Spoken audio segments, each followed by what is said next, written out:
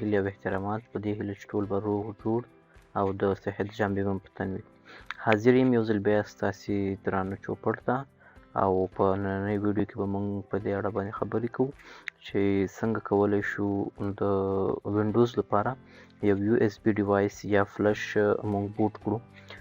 تاسې به پوهیږئ چې د دې لپاره تر څو وکولی شو د فلش له لارې یا د یو اس بي له لارې وینډوز انسټال کړو، نو مخکې له دې چې وینډوز فایلونه چې تاسو سره په کمپیوټر کې دی هغه فلش ته انتقال کړئ باید فلش مو بوټ واوسي. نو د دې لپاره چې فلش بوټ کړو مختلفې لارې دي موږ سره. د سی ام ډي له لارې یعنی رن کمانډ ته لاړ شئ او سی ام ډي په واسطه باندې تاسو کولی شئ دلته فلش بوټ کړئ، او یا د دې لپاره مختلف پروګرامونه موجود دي چې د هغې په واسطه هم کولی شئ تاسې فلش بوټ کړئ. خو موږ دلته د یو کلیک په واسطه کولی شو خپل فلش یا خپل یو اس بي ډیوایس بوټ کړو او وروسته د هغې نه موږ فایلونه ور واچوو تر څو پورې وکولی شو فلش په اسانۍ سره د وینډوز لپاره چمتو کړو. نو دا چې څنګه کیږي او فلش څنګه بوټ کولی شو راځئ په نننۍ ویډیو کې به موږ په تفصیل سره ووایو. راځئ چې پیل یې کړو. ښه، لومړی به راشم مای کمپیوټر ته. په مای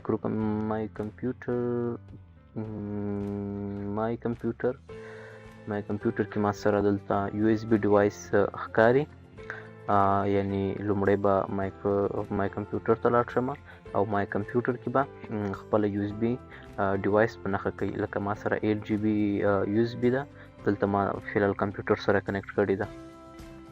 تاسې به رایټ کلیک کوئ دې باندې او سمپل فارمیټ ته به لاړ شئ. کله چې فارمیټ به ته لاړئ داسې یو آپشن به درکړي، داسې یو مینو به درکړي.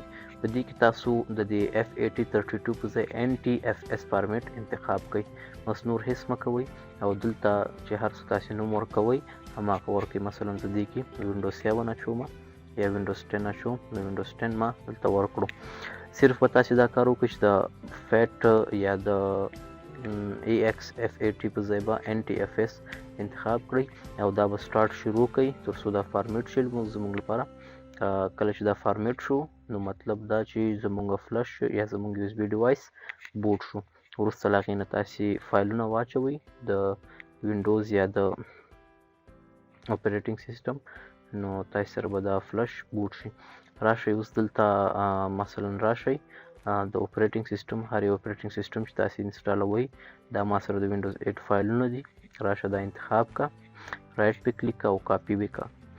یاد ساتئ چې کله وینډوز خپل فلش ته پیسټ کوئ یا دې ځای نه کاپي کوئ نو دا پوره فایل به تاسې نه کاپي کوئ. صحیح ده؟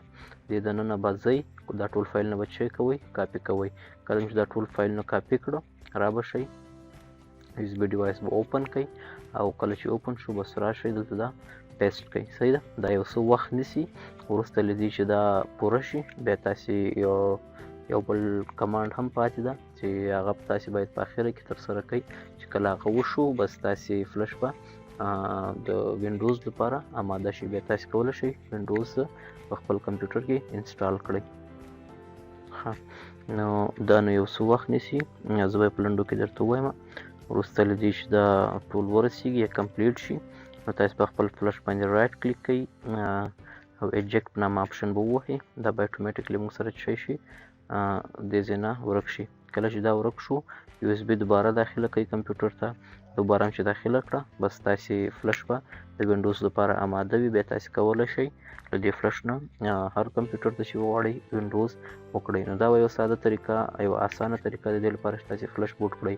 له موږ سره پاتې شئ. که نور همداسې ساده او په زړه پورې معلومات غواړئ او په ساده لارو باندې غواړئ په ټکنالوژي باندې پوه شئ نو له موږ سره وصل پاتې شئ. موږ به ستاسې سره مرسته وکړو.